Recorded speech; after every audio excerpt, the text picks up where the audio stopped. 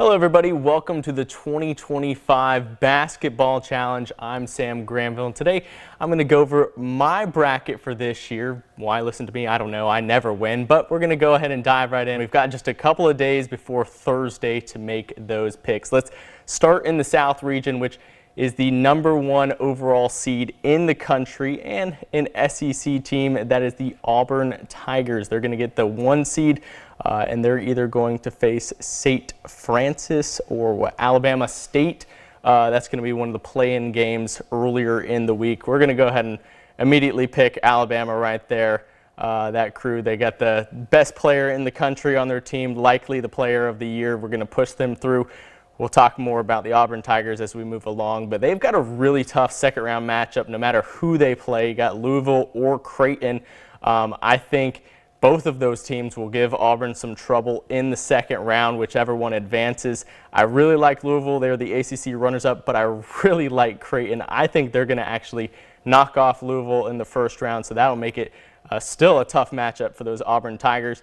Michigan, they're coming off a Big Ten championship. They looked incredible on that run.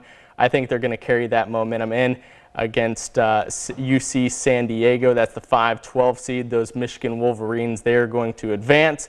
Then we got Texas A&M and Yale. We got an abundance of SEC teams this year. We've got 14, which is an all-time record, most SEC teams. I think this is where we see one of the first SEC teams fall off. I think Yale pulls off the upset in the 13-4 matchup. And Yale moves on. Texas A&M is a phenomenal team. This is probably the best that they've ever been in recent years, but I like Yale to pull off that upset. I also like in the next round UNC, who probably should not have been in the tournament. The UNC Tar Heels, I think they're going to win their first 4-round matchup, and then they're going to come in and beat Ole Miss, who I think is wildly overrated. Ole Miss should not be a 6 seed, but maybe they'll prove me wrong. I like Iowa State and Lipscomb. We're going to go ahead and go with Iowa State. I know that their best players banged up heading into the tournament, but I still like Iowa State on that matchup. Marquette and New Mexico, those are 2 teams who are very well coached. New Mexico is playing great basketball right now. You got Shaka Smart coaching Marquette. I'm actually going to go with New Mexico to pull off the upset there. And then to round out the first round of the South bracket, we're going to go with Michigan State, obviously an all-time great coach over there at Michigan State. So we're going to go ahead and complete the South region to the Final Four before we move down to the West region. I'm going to go, even though I think Creighton will give them some trouble, I'm going to go with Janai Broome, the Northwest Florida State alum Chad Baker-Mazara. They're going to go ahead and move to that next round. I like Michigan moving past Yale, the upset only lasts 1 round for Yale. And then I like UNC. If they can get to that first round matchup, again, most people think that UNC should not be in the tournament. I also agree the resume shouldn't get them in the tournament. But with the experience, the players that they have, the guard that's been playing there for about 5 years now, I think they actually get the upset on Iowa State. And then we're going to go with Michigan State to move on to the next round. I do like Michigan State coming out of beating UNC in that matchup. And I like Michigan beating Auburn. I know we got a lot of Auburn Tiger fans around here, and earlier in the year I would have said they're easily the national champions, but I feel like I see too much inconsistency with them. Obviously falling in the SEC tournament, they took a couple losses late with one to Alabama. So I think Michigan and Michigan State are going to meet in that Elite 8 matchup. Advancing from that one, I'm going to go ahead and go with Michigan State. I think that they're going to move on to the Final Four. So that is going to be the South region. We're going to move down to the West region, which I think is by far the most difficult region in the entire tournament. And that's also, I think they have the best team in the tournament right now, the Florida Gators.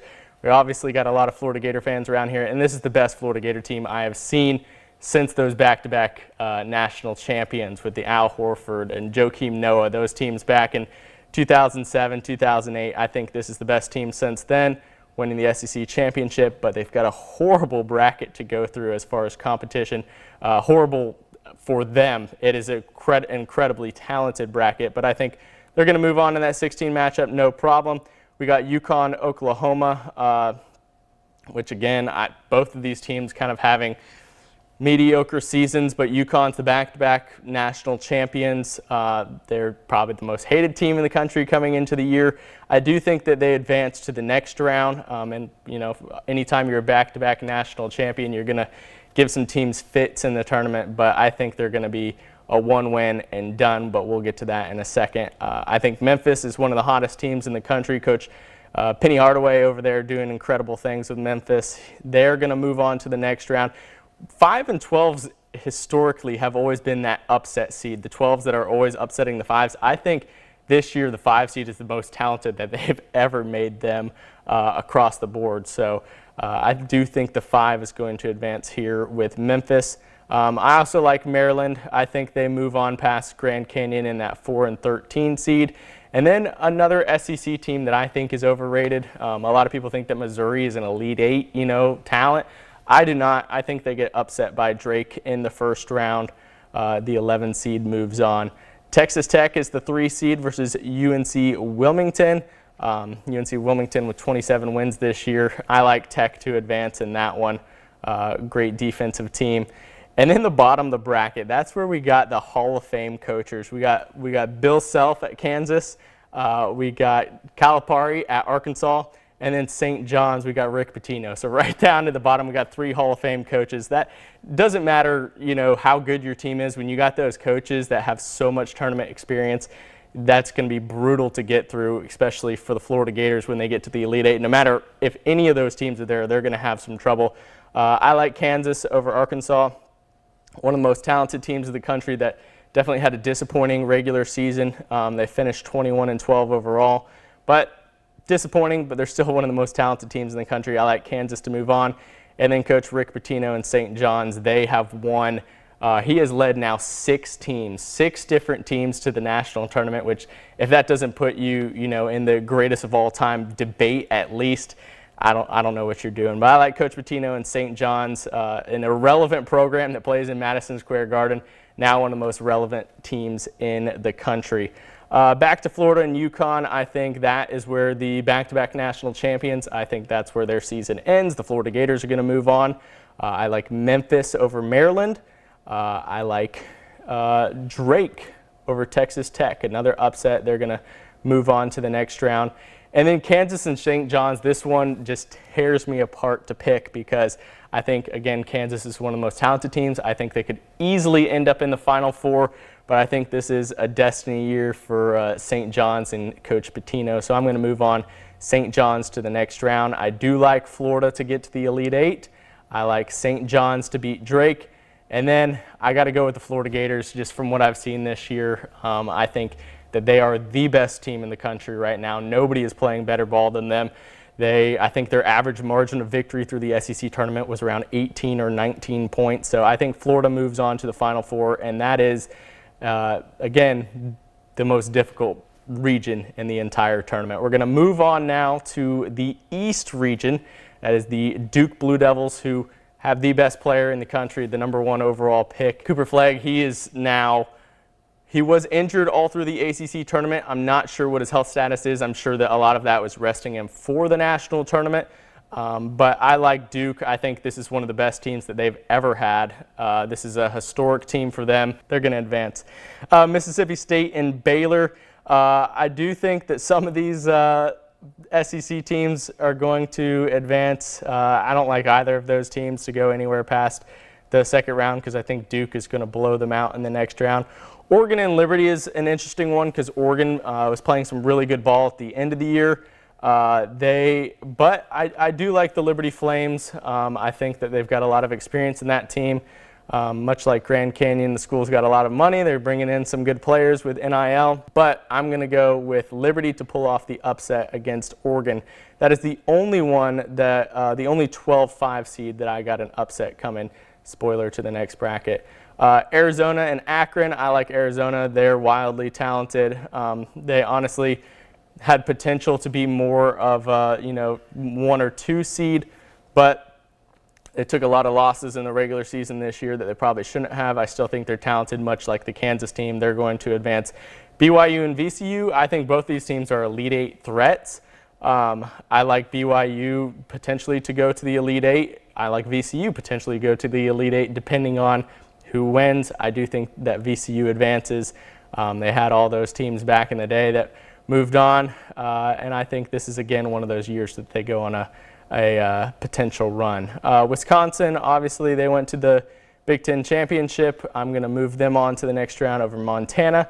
St. Mary's and Vanderbilt, again, we're going to see a first-round exit for an SEC team. I don't think Vanderbilt has a chance against St. Mary's. It might come back to bite me, but I think St. Mary's rolls in that game.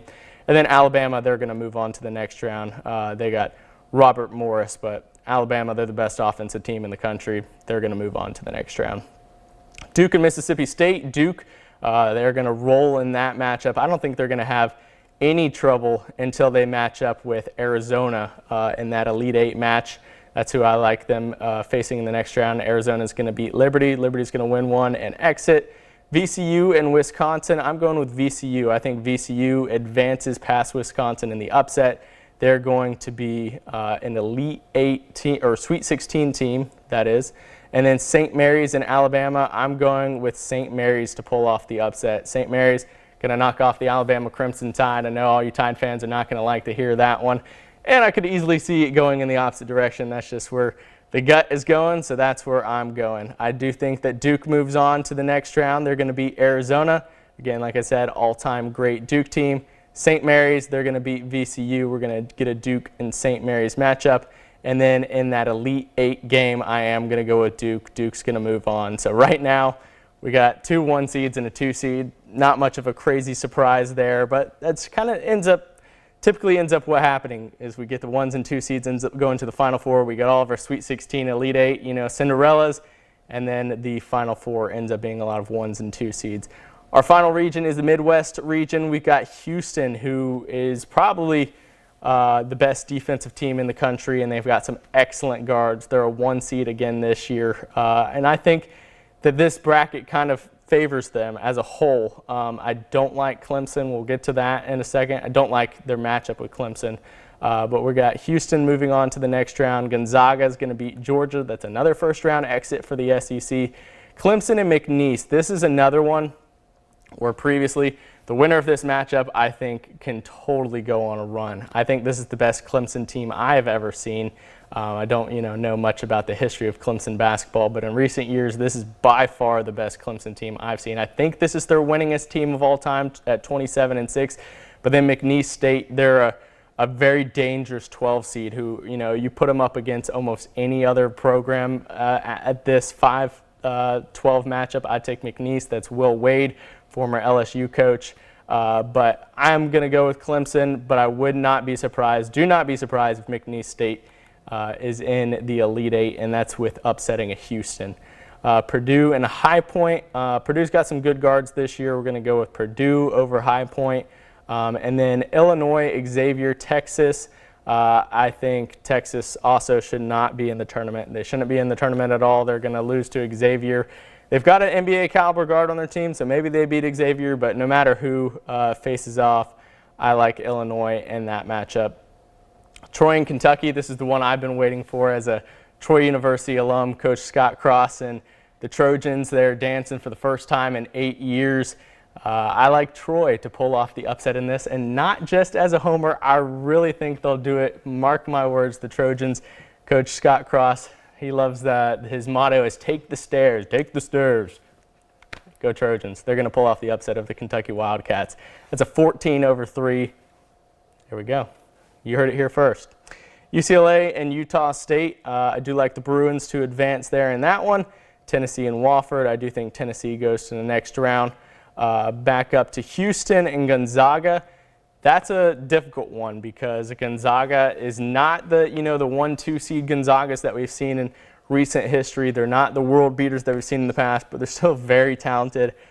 Could easily give Houston a run for the money. I think similar to Florida and UConn. I think Florida has an easier time with UConn than Houston has with Gonzaga, but I am going to go with Houston to advance in that matchup. Clemson and Purdue, two teams that could easily move on to the Elite Eight, but I like Clemson moving on there. I think besides Duke. They're easily the best team in the ACC this year. Illinois and Troy, go Trojans. We're going to move on to the next round, the Fighting Illini. That is a Sweet 16 Troy Trojans team. They're going to run into UCLA in the next round. I think UCLA defeats Tennessee in a big 7-2 upset. And then we've got Houston and Clemson. I'm going with Clemson over Houston, another upset in that one. I'm not sending Troy to the Elite Eight. Sorry, that's where it ends. We're going to get UCLA and Clemson. This is the one upset bracket down here. I do think Clemson moves on to the Final Four, where we get an all ACC Final Four on one end, and then we got Big Ten versus SEC on the other side.